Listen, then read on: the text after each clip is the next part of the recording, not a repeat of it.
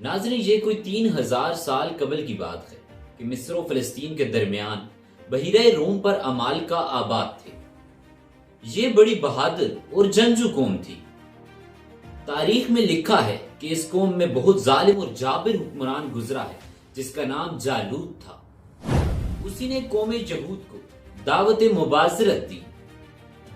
اس نے قوم بنی اسرائیل کو مغلوب کر کے اپنا قیدی بنا لیا تھا اور بنی اسرائیل کی آبادیوں پر اپنا ناجائز تسلط قائم کر رکھا تھا۔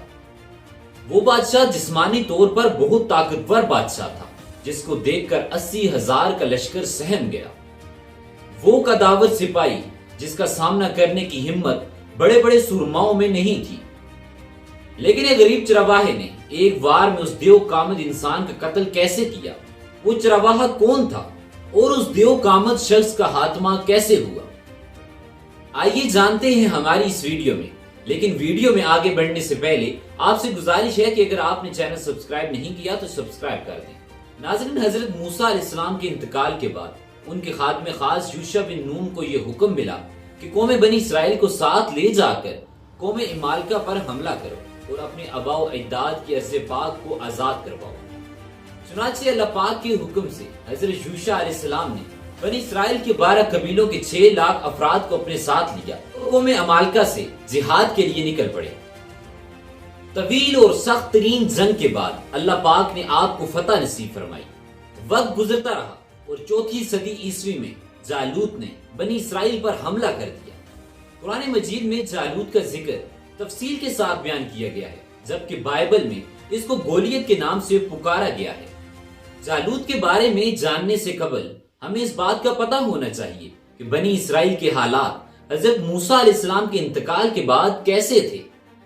قوم بنی اسرائیل کا نظام حکومت ہمیشہ اس طرح چلتا تھا کہ ان میں ایک بادشاہ ہوتا تھا جو ملکی انتظامات دیکھتا تھا، اور ایک نبی ہوتا تھا جس کے ذمے نظام شریعت کے کام تھے۔ اور قوم بنی اسرائیل کا دستور یوں تھا کہ بادشاہ یہودا ابن یعقوب کے خاندان میں رہتی تھی اور نبوت ہمیشہ لاوی ابن یعقوب کے خاندان میں ہوتی تھی۔ لیکن وقت گزرتا رہا اور ایک ایسا زمانہ آیا کہ قوم بنی اسرائیل میں نہ کوئی بادشاہ تھا اور نہ ہی کوئی نبی۔ اسی دوران اللہ پاک نے ایک عورت کو بچہ عطا کیا جس کا نام شموئیل رکھا گیا، اور انہی کو اللہ پاک نے بعد میں نبوت بھی عطا کر دی۔ اس زمانے میں قوم بنی اسرائیل کے پڑوس میں بربر آباد تھے جنہیں کنانی یا عمالقہ کہا جاتا تھا۔ یہ قوم بنی اسرائیل کے علاقوں پر حملے کرتی اور وہاں لوٹ مار کرتی۔ بربر قوم فلسطین اور مصر کے ساحلی علاقوں میں آباد تھی اور ان کا ایک حکمران تھا جس کا نام جالوت تھا۔ جالوت نے بنی اسرائیل سے ساری زمینیں چھین کر انہیں مغلوب کر دیا۔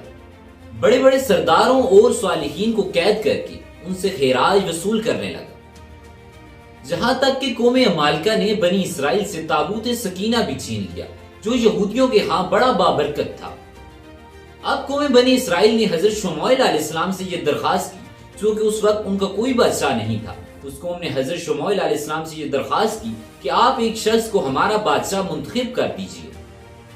اب اللہ پاک کے حکم سے حضرت شموئیل علیہ السلام نے بنی اسرائیل سے ایک شخص کو بادشاہت کے لیے چنا جن کا نام طالوت تھا۔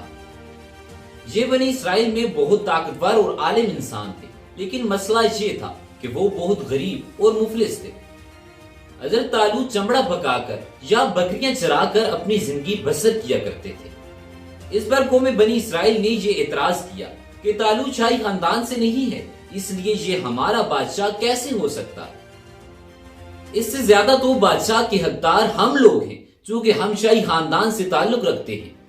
ان تنازعات کے جواب میں حضرت شموئیل علیہ السلام نے ان لوگوں کو جواب دیا کہ اللہ پاک نے اس شخص کو تم لوگوں میں سے چن لیا ہے، جس کا ذکر قرآن مجید فرقان حمید میں بھی موجود ہے۔ لہٰذا طالوت کے بادشاہ بننے کے بعد اللہ پاک کے حکم سے فرشتے وہ تابوت بھی آپ کے پاس لے آئے، جس کا فائدہ یہ ہوا کہ ان لوگوں کو طالوت کی بادشاہت پر اور حضرت شموئیل علیہ السلام کی نبوت پر یقین آ گیا۔ بادشاہ بننے کے بعد حضرت طالوت نے قوم بنی اسرائیل کو جالوت کے خلاف اٹھ کھڑا ہونے کی دعوت دی۔ جب حضرت طالوت بنی اسرائیل کا لشکر لے کر بیت المقدس سے روانہ ہوئے تو راستے میں انہیں ایک نہر ملی جو فلسطین اور اردن کے درمیان میں موجود ہے۔ پیدل چلنے کی وجہ سے اس لشکر کو بہت سخت قسم کی پیاس لگ گئی تھی، لیکن اللہ پاک نے ان کے لیے یہاں آزمائش یہ پیدا کی۔ اللہ پاک نے حکم دیا کہ جو میرے بندے ہیں وہ اس نہر سے پانی نہیں پیئیں گے، جو اس نہر سے پانی پیے گا وہ نافرمان ہوگا، لیکن جو سخت پیاسا ہوگا وہ صرف ایک چلو پانی پی سکتا ہے۔ لیکن سخت گرمی اور پیاس کی شدت کی وجہ سے لوگ اپنے سامنے پانی دیکھ کر اپنے آپ پر قابو نہ پا سکے، اور جو لوگ نافرمان تھے وہ اس نہر سے پانی پینے لگے، جس کی وجہ سے ان کے ہونٹ سیاہ ہو گئے اور ان کی پیاس کی شدت مزید بڑھ گئی۔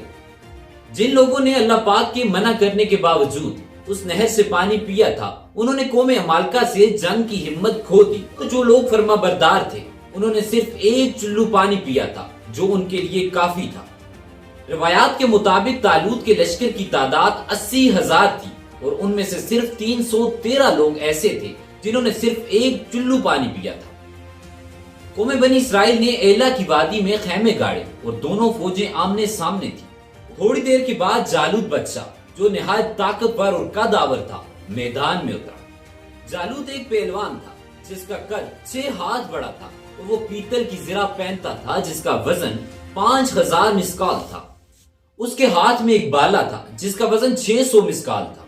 اس نے سر پر جو ٹوپی پہنی ہوئی تھی اس کا وزن 30 رتل تھا۔ جالوت نے رشت پڑا اور بنی اسرائیل کو للکارا۔ جالوت کو دیکھ کر بنی اسرائیل کا لشکر سہم گیا اور آپس میں یہ گفتگو کرنے لگے کہ آج تو ہم لڑنے کی ہمت نہیں رکھتے۔ یہ منظر دیکھ کر طالوت بادشاہ نے یہ اعلان کیا کہ جو جالوت کو قتل کرے گا میں اپنی بیٹی کا نکاح بھی اس سے کرواؤں گا اور اپنی آدھی سلطنت بھی اس کے نام کروں گا۔ یہ اعلان سن کر حضرت داؤد علیہ السلام آگے بڑھے، جو بہت کم سن بھی تھے اور بہت کمزور تھے، اور ان کی غربت کا یہ عالم تھا کہ وہ بکریاں چراتے تھے اور اس سے جو اجرت حاصل ہوتی تھی اس سے اپنی زندگی بسر کیا کرتے تھے۔ جب جالوت نے کم سن عمر لڑکے کو اپنے سامنے دیکھا تو اس نے یہ کہا کہ میں بچوں سے لڑنا پسند نہیں کرتا۔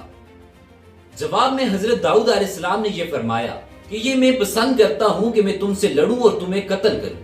حضرت داؤد علیہ السلام غلیل کے ساتھ پتھر پھینکنے میں بہت مہارت رکھتے تھے۔ حضرت داؤد علیہ السلام نے پتھر کو اپنے گوبند میں رکھا اور بسم اللہ پڑھ کے اسے جالوت کی طرف پھینک دیا۔ پتھر کی سپیڈ اتنی زیادہ تھی کہ وہ جالوت بادشاہ کے ناک اور کھوپڑی کے درمیان میں لگا اور کھوپڑی کو پاش پاش کرتا ہوا سر کے پچھلی طرف سے نکل پڑا۔ جالوت اس حملے کی تاب نہ لا سکا اور اس کا کام تمام ہو گیا۔ یہ منظر دیکھ کر حضرت طالوت اور بنی اسرائیل بہت خوش ہوئے اور جالوت کی فوج بھاگ گئی، اور اللہ پاک نے طالوت بادشاہ کو عظیم الشان فتح نصیب فرمائی۔ طالوت بادشاہ نے اپنی بیٹی کا نکاح حضرت داؤد علیہ السلام سے کر دیا اور اپنی آدھی سلطنت کا حصہ بھی حضرت داؤد علیہ السلام کو دے دیا، اور پورے 40 سال گزرنے کے بعد بادشاہ طالوت کا انتقال ہو گیا اور پوری سلطنت حضرت داؤد علیہ السلام کو مل گئی، اور اس کے بعد حضرت شموئیل علیہ السلام بھی دنیا سے رخصت ہو گئے اور نبوت بھی حضرت داؤد علیہ السلام کو حاصل ہو گئی۔ حضرت داؤد علیہ السلام قوم بنی اسرائیل کے واحد ایسے انسان تھے جنہیں بادشاہت اور نبوت دونوں ایک ساتھ حاصل ہوئی۔ ناظرین، اس واقعے میں ہمارے لیے سب سے بڑا پیغام یہ ہے کہ ہمارا بھروسہ اور توکل اللہ تعالیٰ کی ذات پر ہو، دنیا کی بڑی سے بڑی مشکل بھی آسان ہو جاتی ہے اور دنیا کے کسی بھی میدان میں ہم سرخرو ہوتے ہیں۔ امید کرتے ہیں کہ آپ کو ہماری ویڈیو ضرور پسند آئی ہوگی۔ ملتے ہیں ہماری اگلی ویڈیو میں، تب تک کے لیے اللہ نگہبان۔